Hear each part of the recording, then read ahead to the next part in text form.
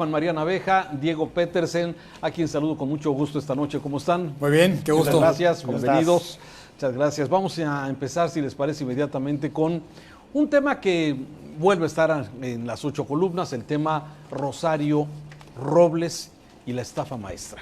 Es un tema que hoy el periodista Raimundo Riva Palacio, en su columna del periódico El Financiero, pues hace un recuento de la próxima cita que está haciendo la Fiscalía a Rosario Robles para que el próximo 8 de agosto se le pueda vincular posiblemente a un proceso. Un tema de la estafa maestra que dio a conocer hace 2 años. Es de 2015. Sí, la investigación la hace Mexicanos contra la Corrupción en 2015 y cobra una dimensión especial en 2017.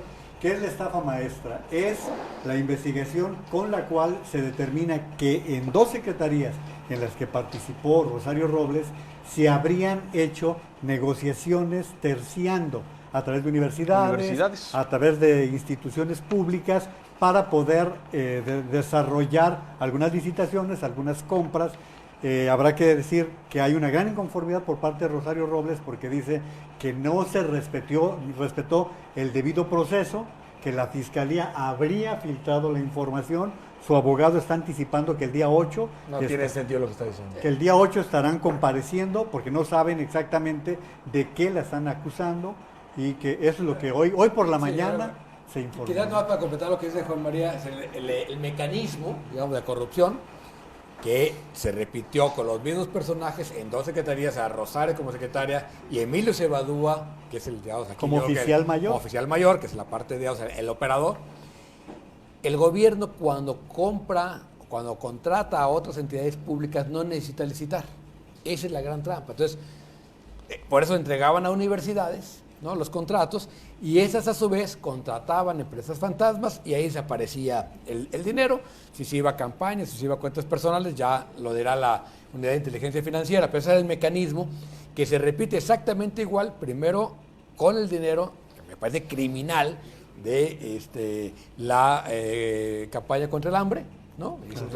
La contra el hambre, que es criminal, que el dinero que iba destinado a eso termina en partidos políticos, en cuentas personales, y luego en ese dato lo de desarrollo territorial. También había una gran bolsa para los municipios que termina a través de estas universidades en cuentas fantasma, ¿no? 3,000 millones de pesos. Lo que dice la abogada de Rosario, pues es que ella no firmó nada, lo cual es muy probable, ¿no? Pero la responsabilidad, por lo menos política, la va a tener. Eso no tiene. Eso no le escapa. Pero digamos que se termina mucho debatiendo sobre la firma, pero ya con la unidad de inteligencia financiera de Santiago Nieto, la firma ya no es tan importante, claro, porque en realidad, incluso te voy a decir una cosa, en el nuevo sistema de justicia penal, la firma ni siquiera tiene un peso tan grande si el que firmó puede justificarse y decir que lo hizo bajo presión, bajo amenaza. O que alguien le dio la orden. Tú lo que tienes que hacer es encontrar el dinero, rastrear el dinero, ver dónde quedó el dinero. Si Rosario lo vinculó a terceros a través de prestanombres, si tiene una red de corrupción para que eso llegara al partido político. Es decir, lo importante de la investigación, y creo que es algo que Santiago Nieto está haciendo bien, y me parece que también lo está haciendo bien el fiscal general Alejandro Gertz Manero, porque las 3 hebras que en este momento estamos viendo de casos de corrupción, que es Altos Hornos, que es Odebrecht y es estafa maestra, pues estamos viendo nada más las raíces de lo que suponen los temas. Pero cada uno tiene una serie de actores que todos se acercan peligrosamente al presidente de la República. Altos Hornos se acerca a través de la dirección de Pemex, del Consejo de Administración, Odebrecht a través de Lozoya. Lozoyita, claro. Lozoyita y familia. Y el financiamiento de la campaña, que por cierto el coordinador de esa campaña era Luis Videgaray. Y en este caso Rosario Robles, pues, la protegida de Enrique Peña Nieto, alguien que estuvo muy cercano desde el principio, que nunca le dio la espalda a Enrique Peña Nieto a Rosario Robles. Entonces creo que estas 3 hebras terminan hablándote pues ya de tramas de corrupción que son ya muy robustas, muy sólidas. Ahora, si tú me preguntas, ¿creo que el presidente de la República le gustaría que este tema subiera demasiado? Yo creo que no.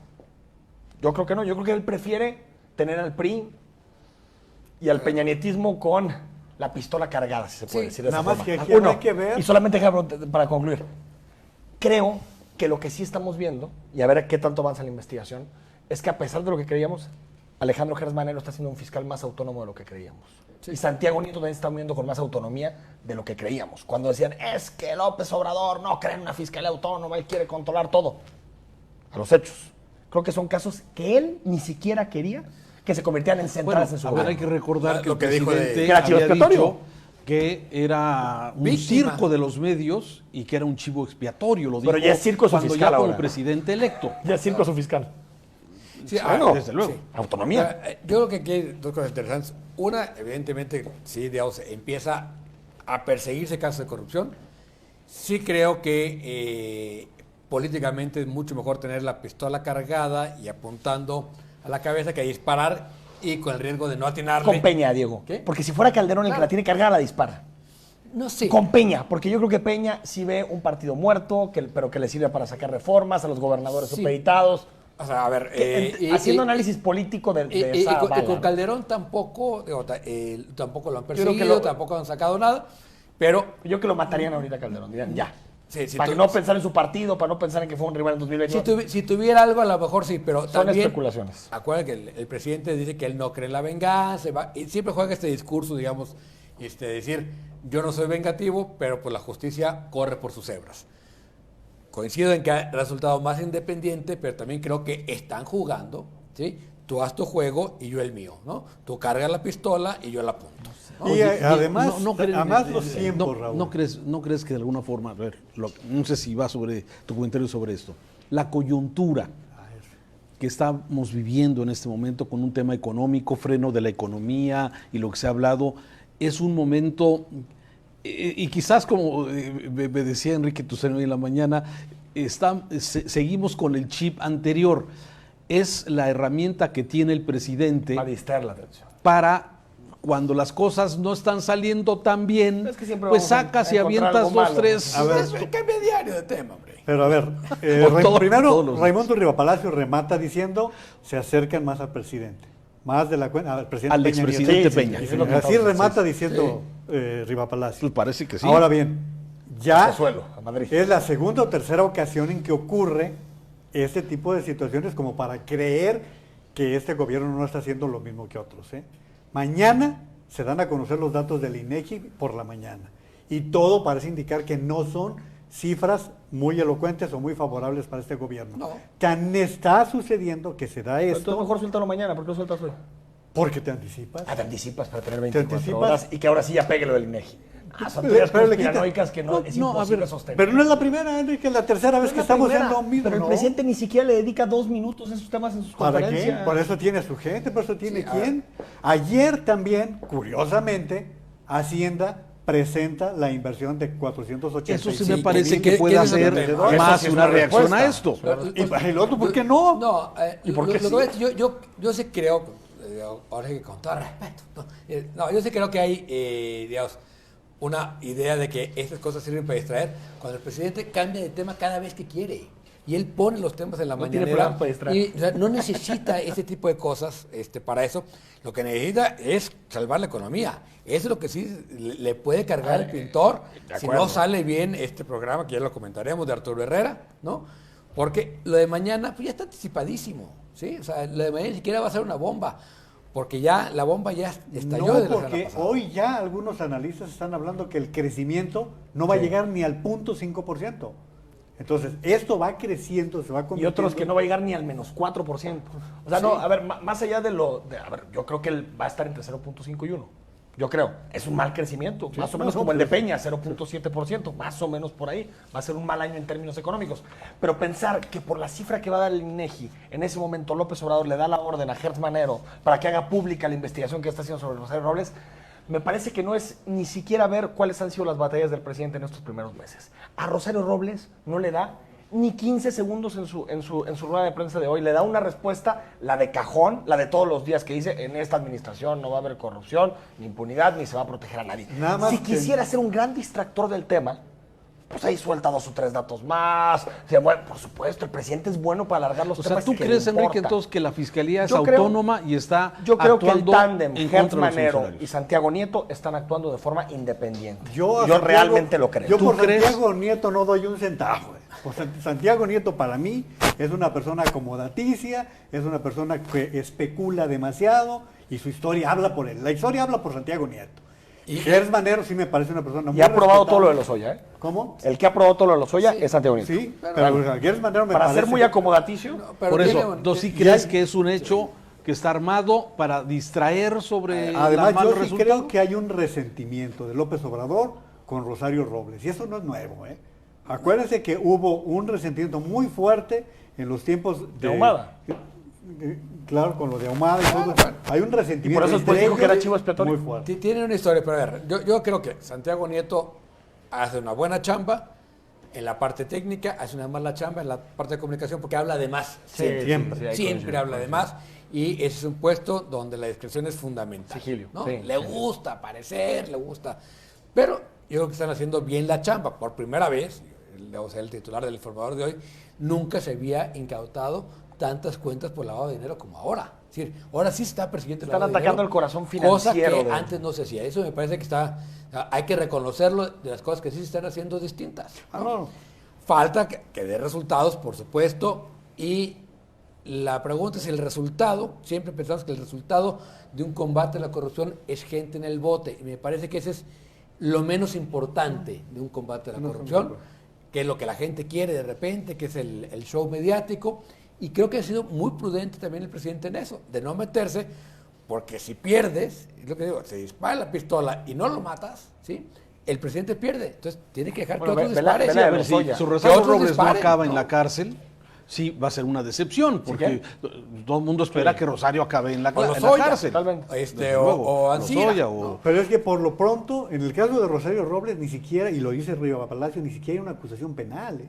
Pues no. Ni No, siquiera, no. o sea, Hay una que es administrativa, Exacto, sí. que es administrativa, que tendría que ver con inhabilitación de cargo público, pero hay una segunda que se podría configurar en torno a la estafa Asociación maestra. Acuérdate delictuosa. que tú presentas una primera denuncia para abrir y vincular a proceso e imputar. Esa es la primera parte. Pero después tú le puedes ir añadiendo a la misma causa, a la misma carpeta de investigación, distinta información, y lo dice Raimundo. La otra que se puede estructurar es delincuencia organizada. Claro. O sea, digamos, contubernio A entre la hora funcionarios que se públicos, evadúe, así está sentado ahí y tenga que platicar qué pasó, ahí Ahora, a lo mejor se la lleva entre las dificilísimo de probar, pero depende mucho del el que saque la información, el que sople. El famoso. Sí, claro, a ver. El que hable. Yo creo que en el caso de Altos Hornos, el que va a hablar más es Lozoya y su abogado. Y eso puede llevar hasta Peña o hasta Videgaray. En este caso puede ser que Rosario Robles hable. Claro, También. bueno, aquí los que han hablado, según lo que dice también el periodista, son 60 personas que han sido citadas, de las cuales solamente se han vinculado a 2. Y uno de ellos señala que fue falsificada su firma. O sea, quizás haya información que no sabemos y que puede de alguna forma seguro vincule hay. a la secretaria en asociación delictuosa. Yo creo que esto puede crecer. Ahora, vamos a ver Rosario en el bote. No sé, incluso te diría, no creo.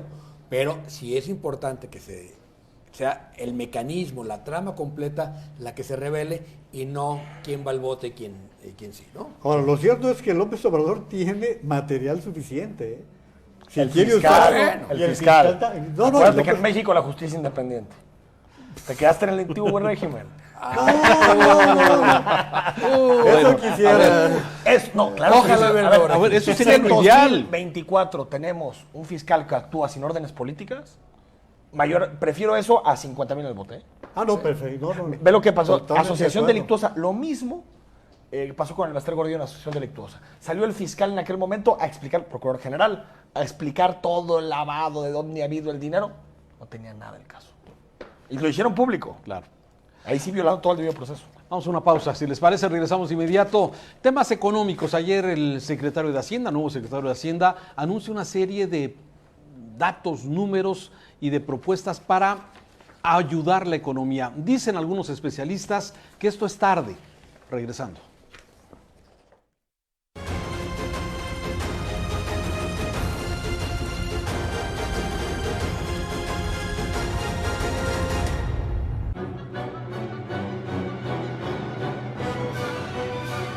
¿Necesitas sentir la velocidad? Gana boletos para el Fórmula 1 Gran Premio de México 2019. Paga en comercios usando tu NIP y gana. Participa en recompensas.santander.com.mx. Said I've been waiting.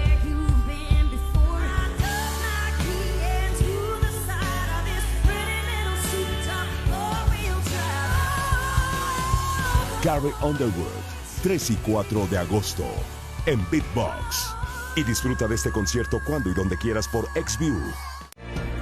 Para conocer bien los temas del momento, solo en un programa. El sexo femenino es un abuso para muchos. A fondo, martes 10:32 de la noche, en TVC.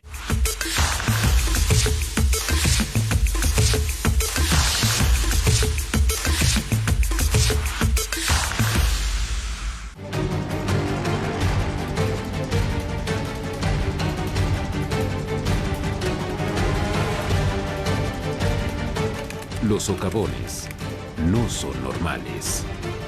No te acostumbres.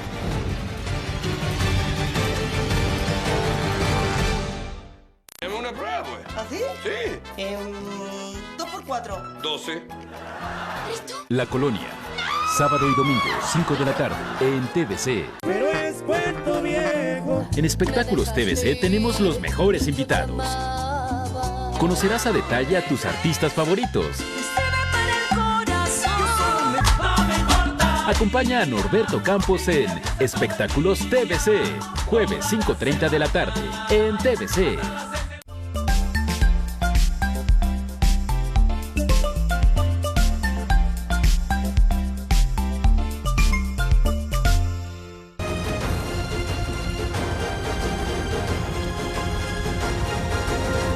Enrique Quintana, en su columna del Financiero, habla de una serie de anuncios que hace el secretario de Hacienda para activar la economía, de lo que estamos hablando precisamente, de este freno que ha tenido la economía.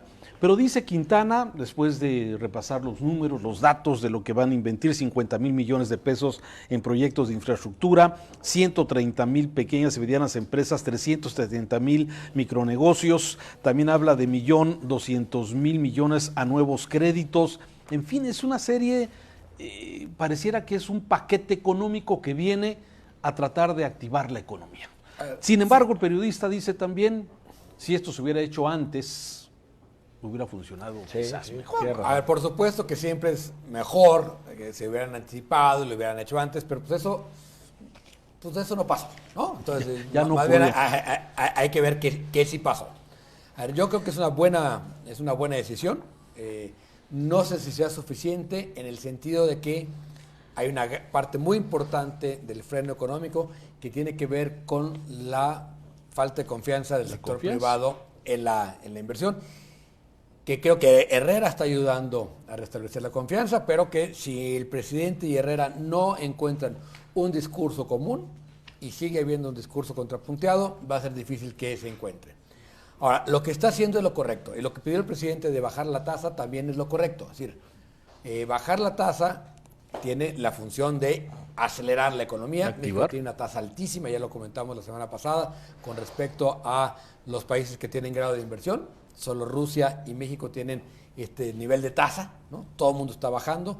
Y Banco de México, en un temor inflacionario que ya parece un poco irracional, el tipo de cambio. Porque también al presidente le importa mucho el tipo de cambio y si bajas tasas de interés... Pero el presidente pidió que baje la tasa, ¿no? Ayer ¿Pero lo entiende? Punto 25. A mí se dice que no entiende, ¿eh? Bueno, Ve la entrevista con Bloomberg, a mí me da la impresión de que él habla, hay que bajar la tasa. Sí, pero no entiendes lo que está diciendo Enrique. No, vas a bajar también, vas a provocar una... Yo creo que Herrera el propio secretario, que tiene voz pero no voto en el Banco de México, él es los que ha estado a favor en las minutas de que se baje la tasa. Sí. Él no vota, pero él ha dicho, oigan, ya es momento de bajar la tasa. Y también creo que el presidente es tan ignorante. Esa es una. La otra es, creo que esta parte de detonar proyectos de infraestructura sí es importantísimo para empezar a ejercer el gasto y salvar el año. Salvar el año no es llegar al 2%. Ahora, salvar el año es revertir dos periodos negativos. ¿Sí? Que en realidad son negativos muy poco, o sea, no estamos en una recesión, estamos en cero. Estamos estancados. Esa es la mejor definición. Habrá que decir... Un poquito, Raúl, para atrás, sí, pero estamos estancados. Los especialistas te dicen hoy, 2019, y el propio Quintana lo dice, hay que darlo prácticamente por perdido. Como dice Diego, es una buena reacción pensando ya en 2020. Esta reacción se va a reflejar para el próximo año. O sea, ya este año Este- ya se perdió. evitas, tal vez llegas al punto 6, punto 7. Y le da respiro salvas un también poquito. a los abastecedores del gobierno que ahorita no han recibido dinero. ¿Cuántos tienen dinero pendiente con el gobierno federal? Eso es lo que hay que anticipar. Pero 2019 difícilmente van a cambiar las tendencias con esta inversión. Ahora bien, algo que decía Gonzalo Monroy en esta semana es cuánto de estos 485,000 millones están considerándose para la construcción de la refinería, y parece que son algo así como 19,000 millones de dólares. De los 25,000 millones de dólares ya convertidos, esos Pero los de Pemex, ¿no? Así es. Es que este es otro alterno. Porque las refinerías son 8. Lo que estás diciendo es el plan de inversión de Pemex, ¿no? No. De esta inversión, esos 485,000, ¿cuánto se van a dedicar o destinar? No está especificado en lo no, que, es que no, pero no hay está- que, pero debe haber un dinero. Así Si la es. construcción No, es empieza que- el es que son 1 dos de temas agosto, distintos. Sí, son dos cosas. Gonzalo Sí. Monroy habló del programa de inversión de Pemex. Este es Sí. uno alterno a infraestructura. Son dos programas Dos, muy sí. distintos. Ahora, los dos son inversión. Nada más sobre el asunto de la fórmula para salir de esto. Era la única que tenía el gobierno en la mano. La única. Porque la confianza con el sector privado no la restableces en 5 minutos. No. Como es un periodo que tal vez febrero, marzo de 2020 estás haciendo bien las cosas, mandando señales positivas, las calificadoras se convencen, el Fondo Monetario y todo, pues en ese momento puede haber una alteración y realmente los empresarios del sector privado empiezan a creer en que este gobierno tiene confiabilidad. Un economista británico, Keynes, decía que cuando hay estancamiento, lo que tenía que hacer un gobierno era abrir hoyos y volverlos a tapar para dinamizar la economía, es decir, gastar recursos. Sí, que haya Y haya creo flujo, que sí. la mejor manera, y sí coincido con Diego, de que se salve en la medida de lo posible 2019 y que empecemos bien 2020, es que este plan de inversión venga acompañado con menos tasa de interés. Tal vez estamos en 8 y cacho. Y bajar la tasa de interés 7 para hacer punto más y cacho. flexible y que No, haya también. para que haya inversión privada, Así. inversión pública al mismo tiempo, que eso detone. Y creo que tampoco estamos en un problema de inflación. O sea, estamos en está 3.9, entonces tienes margen Está controlado. para bajar un poquito las Tienes tasas la de interés. inflación anualizada más baja en 3 años. Aunque te voy a decir una cosa, creo que no lo va a hacer pronto el Banco de México también celoso de su autonomía, me parece. Porque sería como si estuviera respondiendo a la indicación del presidente de la República, aunque desde mi punto de vista es lo correcto. Por un lado, pero por otro, a ustedes las señales de los mercados internacionales, la Fed, hay que ver qué hace la Fed mañana, ¿no? Si la Fed mañana baja la tasa, a lo mejor es un incentivo para que México también empiece ya a bajar su tasa. Yo creo que lo que es fundamental es si hay proyectos que rápidamente pueden detonar desarrollo, ¿no? Y crecimiento, es decir, el mismo secretario hablaba, dice, hay que terminar un gasoducto, que le falta 1,5 kilómetros y que te va a ahorrar 200 millones diarios al cambiar gasta, el combustible por gas, ¿no? Ahora, eso yo creo que gastar es importante, pero otra cosa que digo, si no hay señales claras De de confianza. que hay confianza, de que empiece a haber proyectos, muchos de estos proyectos son público-privados, que creo que eso sí va a agregar a la confianza, ¿no? Es decir, casi la mitad del dinero es inversión público-privada, ¿no? Sí, hay que Y recordar- eso sí genera confianza. A mí me parece que dentro de esto, en la entrevista que le dio a Bloomberg, La acabaste. precisamente no, me parece Me ayudó con el insomnio esa- por eso, esa me parece que esa es parte de la estrategia de tratar de mostrar pues que es un presidente que entiende a los números. Pero hay una frase que en la mañana la dijo, que la quiero referir para ver qué piensan ustedes. Dice el presidente: dejar el manejo de la economía a un economista es como encomendar la paz a un militar. Debe ser Pues yo no sé si coordinada está la hablando- economía. si está hablando a favor del dice, economista o por no, la porque con los política. militares- Pero buena relación. a ver, ya le dejó a los militares toda la seguridad. Por eso, eso es la pregunta. Les puso arriba Alfonso Durazo, que no quiere estar ahí, pero bueno, yo creo que le está diciendo es la política debe ser la que manda, ¿sí? Lo Haber dice puesto claro. el ejemplo de los militares es un autogol, porque le ha puesto toda la Para seguridad pacificar en el manos de los país. militares, ¿no? Entonces, parece un contrasentido viniendo de López Obrador. Lo que está diciendo, y lo dijo desde la toma de posesión, ¿acuerdan? Que dice, y recuerden que Ortiz Mena no era economista.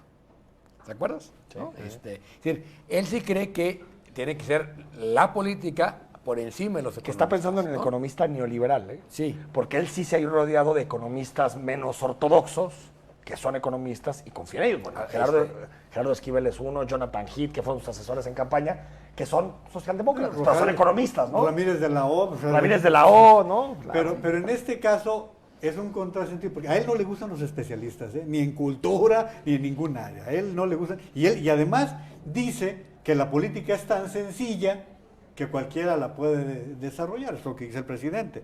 Ahora, también hay una buena noticia. Ahora que estamos hablando de esto, el nombramiento del subsecretario me parece acertado, está mandando una buena señal de un individuo que creo que tiene cartas credenciales muy parecidas a las del secretario de Hacienda. El peje es muy ortodoxo en términos económicos. Sí. Muy ortodoxo, o sea, de verdad. Cualquier gobierno europeo de centro izquierda lo vería como un conservador. Es más conservador. Claro, pero lo que me refiero es que así como pensar que tiene que estar todo el tiempo mandándose señales de confianza. Sí es conservador. Creo que en términos de, ojalá no lo fuera.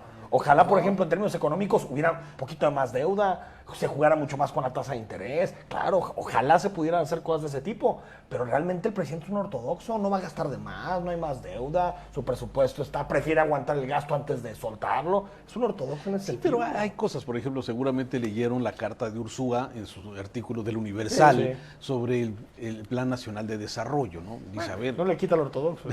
No. El Plan Nacional de Desarrollo nunca se cumple, se llama Peña Calderón. A ver, lo que dice es lo que ya sabíamos, que el Plan Nacional de Desarrollo terminó siendo un choro, ¿no? Es la carta de buenos deseos, de principios políticos, ¿no? Un Frankenstein, ¿no? Entre la ideología del presidente y el técnico que quería presentar un programa pues con objetivos y con metas, según lo que dice, ¿no? Todos los han presentado y nadie los cumple, ¿no? Ni siquiera el presupuesto está vinculado. Pero eso no significa que no hay que hacerlo. No, claro que sí. Pero tampoco hay que hacerlo bien. Tampoco hay que comernos la idea de que Ursúa renuncia por el plan. O sea, está bien que él se justifique, que él diga, es que el plan, él dice es... Yo soy un tecnócrata. No es cierto, o sea, renuncia por un problema político interno del gabinete. Lo que él dice es, cuando el presidente rechaza el Plan Nacional de Desarrollo, fui a calcular cuántas cajas necesitaba para irme. Es lo que dice Ursúa, ¿no? Vamos. Ese fue el punto, bueno, lo aclara. Fue la primera señal de que le importaba muy poco al presidente del trabajo de Ursúa, sí. Pero no fue la única, ¿no? Volviendo al tema, el problema es que no hay gabinete, ¿no? Es decir, hay esta forma de operar del presidente donde puede acordar las compras con la subsecretaria o con la oficial mayor de Hacienda sin pasar por el secretario. Eso para cualquier secretario es muy complicado, ¿no? Salvo la gente que ya conoce muy bien a López Obrador, que viene trabajando desde hace mucho con él y que le encuentra los caminitos y que sabe cómo meterse y cómo opera el presidente y no se azota con estas cosas, ¿no? Déjame pasar rápidamente a otro tema antes de que va a ser muy breve, el tema de la ley Garrote. Esta que fue aprobada por el Congreso del Estado de Tabasco, aparentemente para evitar activistas que pudieran frenar la construcción de Dos Bocas. Bueno, y lo dijo y lo empeoró. Y la secretaria general del partido. Y los simpatizantes de la Cuarta Transformación también lo están diciendo. Hasta Astillero lo está diciendo. Yo creo que es una legislación, si leen el dictamen, pues totalmente regresiva, que criminaliza la protesta social, que más bien conceptualiza que es una manifestación lícita y una manifestación ilícita, ¿no? Que quien termina decidiendo eso es el gobernador, que se mete a regular temas que ya están regulados. Por ejemplo, el hecho de que se tomen instalaciones energéticas y estratégicas del país está regulado, es un delito federal que ya es ilegal en este momento, no necesita un estado legislar en la materia. Yo creo, y ayer lo discutíamos en la mesa, Raúl, yo creo que es más preparar la cancha para que no existan oposiciones genuinas de ambientalistas, de movimientos indígenas, a los macroproyectos del sur, empezado con Tabasco, tal vez vemos la misma réplica en Chiapas, tal vez la misma réplica en otro lado, que realmente un asunto que tenga que ver con defender a los empresarios y esa justificación que no tiene ningún sentido, y creo que el discurso de Morena queda totalmente golpeado porque el presidente está permitiendo, aunque diga que no, está permitiendo que alguien extienda su mandato en Baja California, está permitiendo leyes que criticó como... Está permitiéndolo porque al final sabemos que si alguien tiene control de su partido, de sus gobernadores, de su gente... El gobernador de Tabasco es primo del presidente. Él es, en la práctica es el director de Pemex, el gobernador de Tabasco. O sea, él está decidiendo, el sector de Tabasco es el presidente. Lo que sí creo es que, va a ser otra gran prueba para la Corte, ¿no? ¿Quién puede interponer un recurso en contra de esta ley? Es el propio presidente que no lo va a hacer.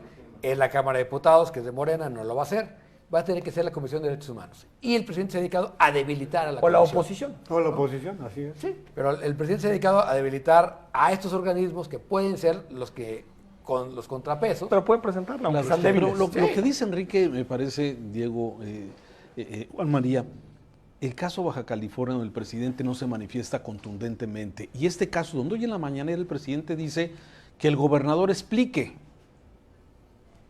Pero o sea, la deja correr, pues. Quien le dio carta de naturalización a las protestas fue López Obrador. Y Tanto qué bueno. en instalaciones estratégicas como en Ya vía por existía- eso, ya pero existía entonces- desde antes, no nos hagamos. A ver, ¿qué hacía el PAN cuando protestaba contra los fraudes electorales? ¿Quién? Tomar los puentes en las fronteras, cerrar las Para que una vías protesta carreteras. sea A ver, importante, tiene que colapsar. No le dio carta de naturalización. Creo que si algo teníamos ganado, en parte por eso que se llama el trauma del 68, es que había un respeto irrestricto al derecho a la manifestación y que esto sí lo pone en riesgo. Por miedo o por convicción, ¿no? Por miedo, por convicción, convicción. pero Ahora, esto sí lo pone en riesgo. Pero quien hizo de la marcha y de la protesta un sistema fue López Obrador. Sí, pero Eso- las de él son buenas y las de las demás son malas. Es que- como lo dice Riscoy. Porque si la gente se opone a lo que quiere el pueblo, pues es que una cosa es la gente y otra es el pueblo. Pero, no fíjate, saber quién es quién. pero fíjate las imágenes de ahí en el Congreso de Tabasco. Ahí Andrés Manuel ganó con el 68% de los votos. Y las imágenes del Congreso de Tabasco de una oposición tremenda. Y de gente que seguramente eran aliados del presidente, de López Obrador. Es decir, no creo, uno, que salga sin costo político este tipo de cosas. Y dos, la Corte lo va a tumbar. Igual que va a tumbar lo de Baja California. Por eso creo que el mensaje es protejamos Y a tú la Corte. anticipabas algo bien importante, Enrique. O sea, no se ha avanzado realmente con la socialización de dos bocas. O sea, va a haber grupos ambientalistas. Y Como grupos- debe ser en un país Claro, democrático. Está bien, que se o sea, opongan a... Está bien que haya eso. Y dos bocas puede ser el Waterloo del presidente. Así es, total. Oye, pero está bien en todo sentido, ¿eh? Está bien con las refinerías, con los Sí, sí, me aeropuertos. refiero. Es decir, la de- manifestación siempre y está... de eso vamos a hablar a continuación, si les Me parece parece. bien. Hacemos O una las pausa. tarifas. Muchas gracias a quienes nos ven a través de TVC. Seguimos en Megacanal con este debate.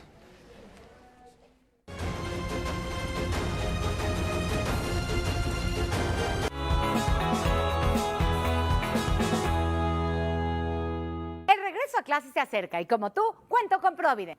Provident te presta fácil y rápido hasta 10,000 pesos de inmediato, sin aval y a domicilio. Y ahora, al recibir tu préstamo, Provident te regala la lista de útiles. No esperes más. Llama ya al 01800-633-1111 y pide tu préstamo. Con Provident, la respuesta es sí.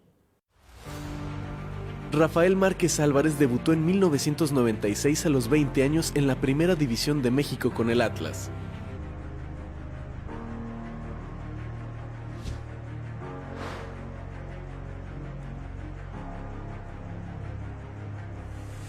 Siendo un jugador destacado en México, Márquez fue fichado por el AS Mónaco.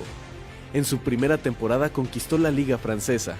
Fue distinguido como el defensa central ideal de la liga en la temporada 99-2000. En el 2003 consiguió la Copa de la Liga de Francia y se consolidó como uno de los mejores defensas centrales de Europa.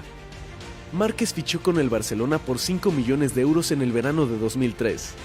Se volvió titular del equipo consiguiendo 4 ligas españolas, 3 Supercopas de España, una Copa del Rey y la Champions de 2006 y 2009, convirtiéndose en el primer futbolista mexicano en ostentar 2 Champions en sus palmarés.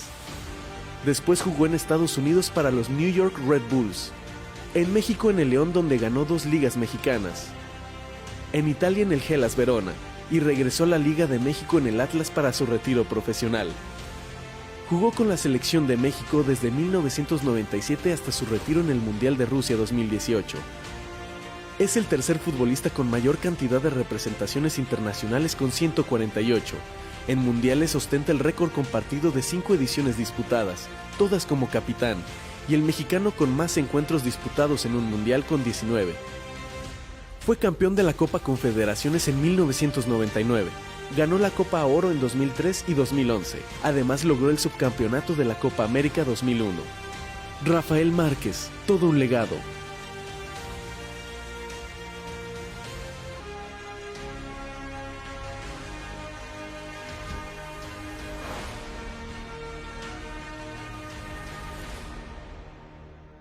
En este regreso a clases cuento con Provident, porque Provident me presta hasta 10,000 pesos, fácil, de inmediato y sin aval. Y al recibir mi préstamo, Provident me regala los útiles escolares. Llama al 01800-633-1111, 01800-633-1111 y pide tu préstamo. Con Provident, la respuesta es sí. La selección ideal de colores que necesita tu imagen. Controla tus diseños y mezcla con los tonos que necesita tu piel. Su versatilidad de opciones te permite crear tu propio estilo o combinarlos de moda sobre tus ojos, labios y mejillas. Su alta fijación hará que todo el día te veas increíble. Conquista la mezcla de colores y renueva tu imagen con Irma de Zúñiga. This Is It es el documental que te muestra las últimas semanas en la vida de Michael Jackson. Sintonízalo hoy por XView. ¿Ya lo usaste? Amiga, ya viene el regreso a clases y si quieres que tus hijos vayan súper equipados a la escuela, hazle como yo, que cuento con Provident. Claro, porque Provident te presta hasta 10,000 pesos de inmediato, sin pedirte aval, y además te entrega el dinero a la puerta de tu casa. Con Provident todo es fácil y rápido. ¿Pero qué crees? Con Provident siempre hay más, pues al recibir tu préstamo fácil y sin aval, Provident te regala la lista de útiles escolares al instante. Todo el paquete de útiles al instante. ¿Qué esperas? Llama ya al 01800-633-1111. Pide tu préstamo y llévate tus útiles gratis. Con Provident la respuesta es sí.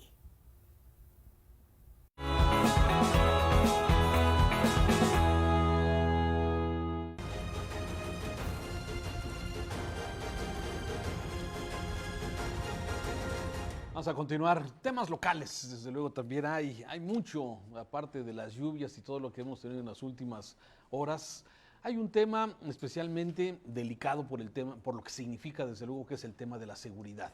Policía Metropolitana, que es el proyecto que presenta el gobernador del estado, señaló que a partir del 1 de agosto entraría este nuevo esquema de seguridad para la zona metropolitana con la integración de las policías municipales de 9 municipios. Sin embargo, uno de ellos, Tlaquepaque, su presidente ha dicho, no voy. ¿Sí? Hoy, precisamente, en algunos ayuntamientos se acordó en los regidores, en las sesiones de Cabildo, la aprobación. Y estuvo interesante, por lo menos creo que se ha aprobado en la mayoría de ellos. Sí, Enrique. A ver, hubo cambios en el dictamen de la Policía Metropolitana, del primero que se discutía, en donde prácticamente el gobierno del estado asumía el control a través del comisario metropolitano, asumía el control de las distintas corporaciones municipales. Se terminó llegando, como suele pasar en este tipo de negociaciones, a un punto intermedio, que es, habrá una junta de gobierno, una junta intermunicipal, donde estarán presentes todos los municipios, estará presente el gobierno del estado, estará presente el comisario y la Guardia Nacional. No sé si se me va alguno, pero eso va a ser, digamos, como el mando civil de la Policía Metropolitana. Esa junta la encabeza el gobernador. La encabeza el gobernador. Y los alcaldes, sí. Nadie más. Nadie más, bueno, no, la Guardia Nacional sí está. Sí, pero sin derecho a voto. No tiene Sin voto, derecho a tiene voto. voz. De ellos depende el comisario metropolitano, el general, el general, y después están todos los comisarios municipales que dependen del comisario metropolitano, y las distintas corporaciones van a seguir teniendo su mando directamente con el comisario municipal. Esto, de alguna forma, queda en un punto intermedio entre lo que decían los alcaldes y lo que quería el gobernador, pero también genera ciertos problemas de operación, porque, por ejemplo, el comisario del municipio va a tener 2 jefes, o va a tener un jefe real y uno simulado. Su jefe real es el alcalde, el que le paga, el que lo eligió, el que lo buscó. Y el que lo puede quitar. Y el comisario metropolitano, que supuestamente lo tiene que obedecer, pero ahorita podemos pensar que la mayoría, aún así se pelean, pero la mayoría son de un partido político, ¿no? Imagínate si mañana estamos en un escenario en donde hay 4 de un partido, 2 de otro y 3 de otro. Que ya lo vimos, Enrique. Que ya lo vimos. Imagínate qué sucede en términos de una operación. La Junta decide una cosa, se baja algo al comisario metropolitano, pero después el presidente municipal dice que actúe de otra forma. Creo que estos puntos intermedios a veces generan más problemas que haber ido hasta la otra vez, me parece que es esta forma personal de gestionar la administración pública que le hemos visto al Faro, que funcionó en Tlajumulco, porque la cosa de tamaño, con 4 coordinadores, así el gobierno. Meter más coordinadores no sirve para nada. Es decir, esta figura, si no tiene un mando real sobre la tropa, ¿sí? No funciona para nada. Hablas de la coordinación de seguridad. Coordinación, o sea, Macedonio es coordinador de seguridad del gabinete. Que es todo y nada. Es otro coordinador que no tiene funciones directas, específicas, y entonces vamos haciendo una estructura muy complicada que a la larga, en vez de ayudar, creo yo que terminan estorbándose entre ellas. Nada más veamos cuántos jefes de policía va a haber en Guadalajara. En la zona metropolitana. O sea, está los de la Guardia Nacional. ¿Sí? Uno de la quinta región, otro de la quinceava zona. Los militares, uno de la quinta región, otro de la quinceava zona. Un militar en seguridad pública, un militar en seguridad metropolitana, más 10 coordinadores. ¿Y los marinos? Sí, ¿no? ¿Quién obedece a quién? ¿Cuál es la jerarquía? ¿No? ¿Quién establece las políticas? Entonces, Igual que la Junta. Entonces me parece que le está poniendo palomita una promesa de campaña. Al no pasarlo por el Congreso, porque es una reforma constitucional, el 21 pierden 3 ayuntamientos los DMC y se acabó la población metropolitana, como se acabó la Fuerza Única. La Fuerza Única, Totalmente. como se acabó el modelo de patrullas pintadas del PAN. Que Y no pasó de eso, el ¿no? estreno no pudo ser más lamentable con el asesinato que Del se fiscal produce regional. justo en el curso. Ya fue un viernes negro. ¿Sí? O sea, Creo que la queda las bolsas aquella. El asesinato agrava. Y si tú revisas hoy, ayer, las cifras que te da Mural con respecto a la delincuencia que se registra en la zona centro de la ciudad, en colonias como la Americana, y cómo la delincuencia común, porque en muchas cosas estamos lamentablemente viendo el número de homicidios por el crimen organizado, pero la delincuencia común es la que a la gente más le está llegando. Perdón, ahora, sí, o sea, desde luego, los datos, tanto del secretariado como de todos los indicadores que hay, nos señalan o lo mismo o más. Bueno, el gobernador dice que no. No, por eso, Los dice que ha está presentado el estancado. gobernador son que ha bajado. Incluso el presidente dijo que Jalisco está entre los estados que han bajado el crimen. No, en algo se tienen que poner de acuerdo. Oye, Bien. Bueno, esto, solamente sobre el modelo de policía metropolitana.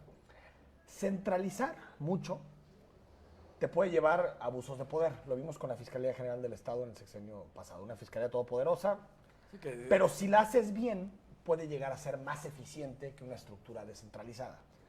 Lo que creo o es 7,000 elementos, ¿verdad? optaron, y ahí está en el acuerdo, por una figura totalmente descentralizada. Entonces, básicamente, la policía metropolitana, que no existe.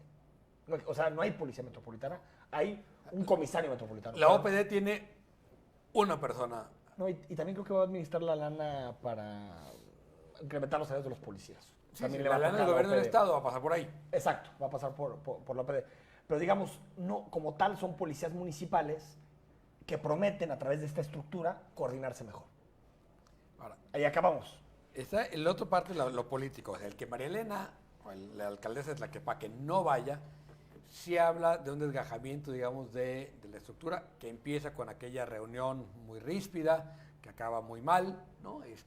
Donde María Elena, al parecer de manera muy displicente, dice, yo esto no lo firmo. Y Pablo Lemos. Pablo Lemos dice, oigan, esto no es lo que habíamos acordado, no está claro el modelo, etcétera. Y ahí hay un primer pleito. Luego, Pablo Lemos, incluso ahora trata de convencer a María Elena de que este modelo sí funciona, ¿no? Pero funciona, o sea, yo creo que lo que están resolviendo es que no se enoje el gobernador. No está resolviendo la seguridad pública. Es decir, lo que están buscando es cómo resuelven un problema político y no cómo resuelven un problema de seguridad en este momento. Y el que María Elena no esté implica dos cosas. O lo que dicen las malas lenguas, es que no quiere comprometer a su policía, que ya está comprometida, que sería terrible, ¿sí? O simplemente que este toque mágico, digamos, de obediencia ciega a un solo líder de Movimiento Ciudadano, que es el gobernador, ya se acabó. Te digo una tercera. Está en Morena. Y María Elena, digamos, para completar las tres hipótesis que tiene que quedar ahí. Y María Elena ya tiene tiempo con diferencias con el gobernador. De hecho, estuvo a nada de recibir la bendición para la reelección. Su jefe de gabinete se fue. Se acaba de ir Vicente Parte Rivera. por esas tres razones, ¿no? Parte por el tema de seguridad. Yo creo que ese fue el que más. Sí, claro, que fue el que desde luego. Ahora, Vicente Viveros. Claro. Ahora, el escenario para tener una conformación. A ver, yo quiero que funcione, déjeme decir. O sea, a mí me gustaría que funcionara y que empezaran a bajar los niveles de inseguridad. Me parece que una fuerza más coaccionada puede dar mejores resultados, siempre y cuando no entremos en esa disputa de a quién le hago caso, a mi alcalde el que paga Pero es que desde la teoría está hecho para que exista ese... Si está el dibujo, o sea, un muy buen dibujo no te asegura una buena implementación, pero un mal dibujo sí te asegura una mala implementación. Y si sigues cayendo en los mismos errores, que es medio simulamos que somos metropolitanos, medio simulamos que hay un mando metropolitano. A ver, dicen, el comisario metropolitano se va a encargar de definir o de operar las estrategias que definamos en la Junta de Gobierno. Hay diferentes estrategias incluso en zona metropolitana de Guadalajara entre municipios. Ya tuvimos a Marco Valerio ahí, no pasó nada, ¿no? Pues supone que la agencia no tenía mando operativo, era más una especie de consultor, pero lo que me refiero es, traes un comisario general que lo que tiene bueno es lo operativo, o supuestamente lo operativo, para que diseñe estrategias de seguridad. No, pues no. O sea, no tiene mucho Habrá que sentido. definir, o sea, ver qué estrategias van a seguir. Ahora, en el tema administrativo, que los policías de El Salto de Juanacatlán ganen más, estén mejor, que tengan mejores condiciones, me parece que es algo que... Pero lo puede ser debe sin policía beneficiar. metropolitana. Son dos cosas Y independientes. a mí me sigue dando esa gran duda, Tlaquepaque, o sea, la razón de la oposición de la presidenta municipal, de estas tres que acabas de mencionar, o sea, ¿qué es esa? ¿Es un capricho o hay presiones? ¿O esa policía que aparte es una zona? Hay que recordar que esa policía fue intervenida por el gobierno del y que Estado. ha habido asesinatos ahí muy terribles, ¿no? Así es, o sea, la situación violenta es grave en Tlaquepaque. Pasamos al siguiente tema, si les parece rápidamente, tarifa de transporte público. Me parece que es un tema que impacta fuerte a la economía, el incremento es del 35.7%, la tarifa Citeur, tren ligero, macrobús y pretren y todo este esquema. Ha tratado el gobernador de decir es que son dos cosas diferentes, no estamos avalando un aumento general al transporte público, al transporte que siempre ha quedado a deber el pulpo. Y de actualizar una tarifa que tiene 7 años sin incremento y que hace un año ya había sido autorizada, es lo que ha dicho el gobernador. A ver, una primera opinión. A ver, yo creo que hay razones, desde mi punto de vista, para haber debatido, no sé si los 2 pesos con 50 centavos, pero la tarifa de Citeur, BRT, me parece que más o menos cumplen con un servicio adecuado. Bien calificado la línea, el tren eléctrico. Bien. Yo sigo pensando que en este, como en otros temas, el gobernador es esclavo de sus palabras. O sea, es esclavo de lo que como líder de oposición... Lo que él prometió, claro. Pues sí, era muy sencillo tal vez como alcalde de Guadalajara o como después de 2012, cuando inició el sexenio de Aristóteles, salía a decir no puede incrementarse un centavo la tarifa, salía a decir que el Zapotillo no se inunda ni de bromas. Es decir, cuando tú construyes ese tipo de discurso durante tantos años, es obvio que cuando tomas decisiones en el gobierno te van a decir, tú decías esto y ahora dices eso. ¿Y qué pasa? Se mina tu credibilidad. Ese es yo creo que el problema de fondo, porque creo que se podía haber tenido una discusión técnica sobre el tema de la tarifa del Citeur y hasta una buena parte de la ciudadanía podía haber dicho, es cierto, el tren ligero, no, siempre duele el aumento, pero que sea mejor procesado. El capital político es para gastarlo para este tipo de decisiones, ¿no? Es decir, o sea, tú tienes capital para transformar las cosas importantes. Lo que da la impresión es que el gobernador quiere, primero, hacer transformación sin gastar capital y segundo, cuando cada vez tiene menos. Es decir, que su capital político se fue en otras cosas, ¿no? Y ahora lo que vemos es un gobernador que tiene que recurrir a esquemas muy extraños, corporativistas, ¿no?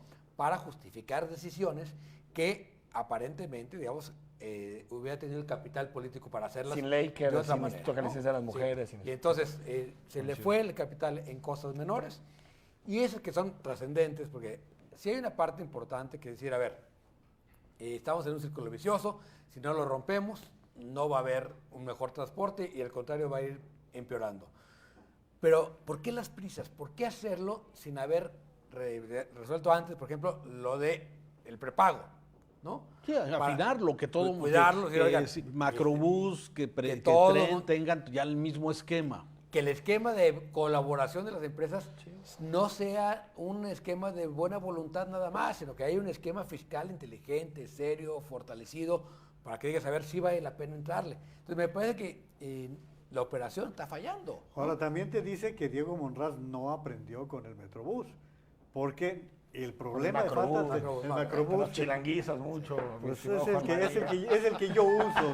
No, pero el Macrobús, que fue uno de los problemas que en el gobierno de Emilio se vivió por no haber sociabilizado bien un tema como tal. Yo creo que hoy el gobernador en ese roadshow que hizo en los programas de radio trató de explicar lo del incremento, que yo creo que si ya andaba con eso, debieron subirlo a 10 pesos. Yo no sé si ustedes traen muchas monedas de 50 centavos. Que le está explicando todo el día a los chilangos por qué sube la tarifa. Pero otra vez, ¿no? O sea, medios nacionales. Sí, el gobernador en medios nacionales, ¿no? Explicando la tarifa del transporte público en Guadalajara. Sí. No, es que el problema del tema nacional no es la tarifa. El tema es la manifestación. Y que si quieren ahorita pasamos al tema. Pero hablando, estabas comentando en plena la tarifa, la socialización con los empresarios que se comprometieron, que los puso al lado el gobernador, a CCIUJ y Coparmex, para anunciar este apoyo de 10 pesos diarios a los trabajadores, o sea, una forma fácil de alguna forma de aplicarlo, para que el trabajador, que no son todos los usuarios del tren ligero, tengan ese beneficio. Permítame un comentario que estamos viendo en pantalla. El jetómetro es clarísimo. O sea, no había nadie convencido en esa mesa. No, pues claro que no. O sea, esto es de, aquí estamos de a fuerza. Los aplausos son de lo más emotivos, ¿no? ¿De qué nos metimos? Porque, a ver, están ahí un poco a fuerza, ¿no? Porque no está claro el esquema. O sea, si una empresa lo da o no lo da, es voluntario. Es voluntario y es voluntario. Es que tampoco a ellos les gusta pagar. Es que es una propina del empresario al trabajador. No es un derecho. O sea, no es como tú tienes derecho a exigir tu seguro social, tú tienes derecho a exigir un fondo, un Infonavit. ¿Por qué no hacer las cosas serias y decir, por qué no debatir el apoyo del transporte? Pero desde mi punto de vista eso no le toca al empresario, le toca al Estado. O sea, al Estado le toca ese tipo de protección. Y el desgaste que decías. Hay un estudio que hizo la Comisión de Tarifas y que también lo tiene el viejo Instituto de Movilidad, que creo que ya no existe, ya lo se subsumió. Bueno, donde sale el porcentaje de gente que no puede pagar la tarifa, quiénes son, porque es obvio, creo que no hay nada más perverso para el sistema de camiones que el subsidio generalizado. Porque acaban los líderes camioneros y realmente no llega ni al servicio, ni a la mejora de las unidades, ni al usuario, ni a nadie. Pero si hay una posibilidad con las tarjetas o con vales o con lo que sea, de identificar las personas que son vulnerables y decir, el Estado utiliza esta cantidad de recursos para subsidiar. Alfaro propuso en 2015, hay que recordar, en rueda de prensa, con Mario Silva, subsidio generalizado al transporte público para que no subiera la tarifa. Ahorita ni siquiera generalizado, particular. A ver, y otra cosa, directo. Si el 60% de la economía es informal, ¿qué te resuelve el tema de las empresas?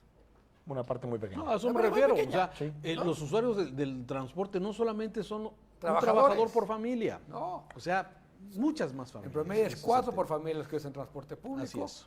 Que son 10 pesos diarios, ya te hablas 800 pesos el incremento al gasto a una familia típica de transporte público. Eso es demasiado. Ahora, el racional tiene sentido, claro. O sea, la parte en donde dice el gobernador, si no actualizamos la tarifa, el riesgo es todo el sistema público de transporte. ¿Por qué? Porque está por entrar la línea 3 y lo que va a implicar su operación. O sea, todo ese razonamiento tiene un sentido. Sí, claro. Tiene un sentido económico. Lo que pasa es que yo creo que la política pública la aventaron sin haberla estudiado lo suficiente, sin haber cuidado. Y el transporte público no solo es racionalidad económica. Sí. También tiene que ver con otras cosas, con otras variables. Claro, y el tema, yo a veces veo que no se juntan dos tipos de sistema, el sistema colectivo y el sistema masivo.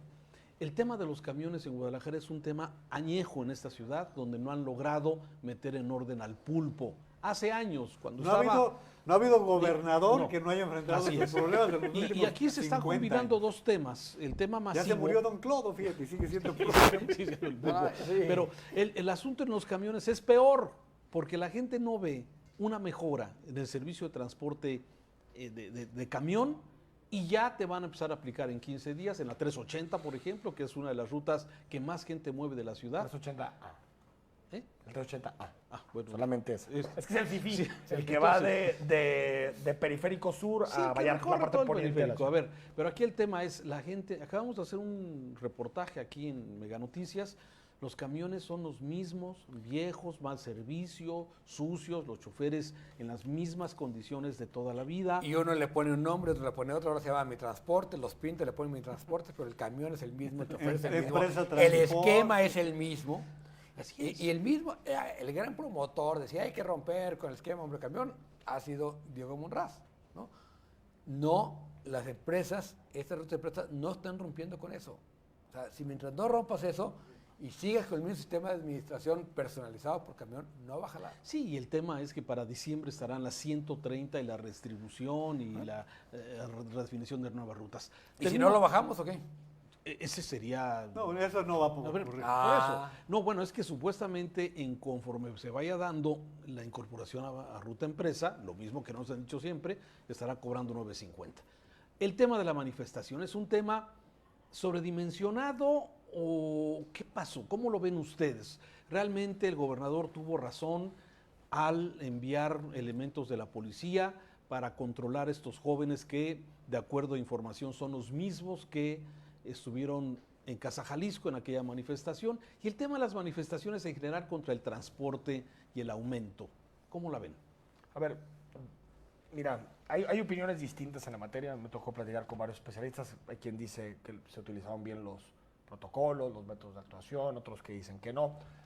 Sin embargo, creo que no podemos pensar que hubo un operativo policial, una intervención policial correcta con esas imágenes. O sea, más allá de si es el mismo chavo que estaba en Casa Jalisco o si es otro, que manifestaciones terminen siempre en enfrentamientos de este tipo, con estudiantes o jóvenes sangrando, golpeados, pues es un fracaso. O sea, tú puedes ponerle 25,000 asteriscos, puedes decir que ellos agredieron primero a los policías, puedes decir muchas cosas, pero creo que se tiene que trabajar urgentemente en protocolos adecuados, sociales, claros, públicos, transparentes, para que nosotros sepamos si la policía actúa de forma correcta o no. Me parece que hay demasiada improvisación en este tipo de actuaciones, lo que se le ocurre a quien está al mando, y también si el policía es más o menos tolerante o no con el manifestante. Hay unos, incluso en algunas descripciones del día decían, es que este chavo le mentó la madre. Tiene algo así. Eso calienta. Otros dicen ¿no? que no, Eso calienta. que lo comenzó a golpear, pero que lo hizo sin el escudo. Sin tolete. Sin tolete, lo hizo sin a mano arma. limpia. Es decir, pero que terminen así manifestaciones de este tipo, me parece que ningún gobierno podría decir que es un éxito de operaciones. Es lo que se comentaba, que precisamente las entrevistas de los medios ubicados en Ciudad de México vienen a partir de estas imágenes. Sí, totalmente. Ese es en donde viene. El gobernador lo que dice es, nosotros no vamos a permitir que la infraestructura, que los bienes de los jaliscienses sean dañados por vándalos. Y tiene razón el gobernador en eso. Sí, Creo que pero eso no quiere decir que le partan la cara. Pero también lo que dice Enrique, los protocolos tendrán que establecerse cómo vas a inhibir o a frenar las reacciones, ¿no? Ahora, Siempre es ¿podrán muy ser complicado. manifestaciones para generar la foto? Sí, también. A ver, O sea, son se para- puede- claro. siempre es complicado porque nada es inocuo, o sea, no son manifestantes que de repente se amanecieron indignados, se fueron a la calle. Encapuchados. No, es gente digamos, que de alguna manera lo hace y ya y tiene ciertos esquemas. Lo que sí es importante es que quien tiene la manifestación es un derecho, ¿sí? La representación es un delito, la represión es un delito. Eso no puedes tú reprimir a la gente así. Si tienes que sacarla, tienes que tener esquemas para levantarlo, si tú quieres para romper una manifestación, pero siempre resulta que la excusa es que hay que entender a los policías, son humanos. Y también te voy a decir una cosa. Sí, son Diego, humanos, pero ellos traen Sí. todo un equipo para protegerse, para aguantar, sin golpear. Y también hay veces Ese que es los un avientan trabajo. como carnes de cañón, ¿eh?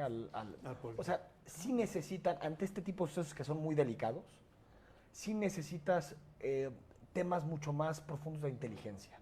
O sea, a veces es raro que sabiendo que una manifestación se puede tornar en eso, o sea, que hay un grupo de manifestantes que quieren, digamos, desestabilizar, como tú dices, Raúl, para pues, ganar la foto, el debate en redes, que trascienda Para golpear nacionalmente. al gobierno Que tú no del tengas la Estado. posibilidad de decir esto va a ocurrir, estaba convocada con un día de anticipación, colocarte en los espacios, impedir que lleguen, por ejemplo, en la manifestación del domingo, ya no se podía pasar a Casa Jalisco.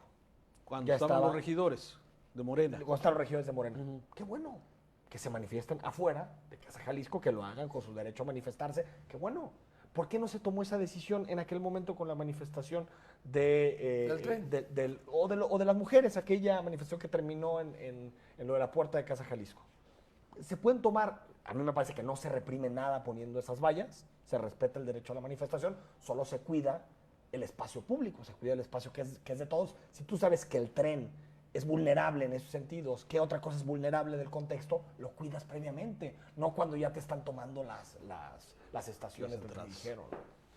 Diego, muchas gracias. Contrario, Raúl, buenas noches. Juan María. Hasta luego. Enrique. Gracias. Muchas gracias. Y a usted que nos ve. Muchas gracias. Lo esperamos la próxima semana.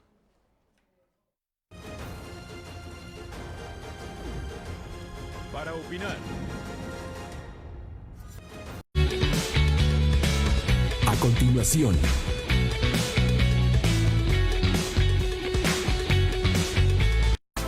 Mega Canal.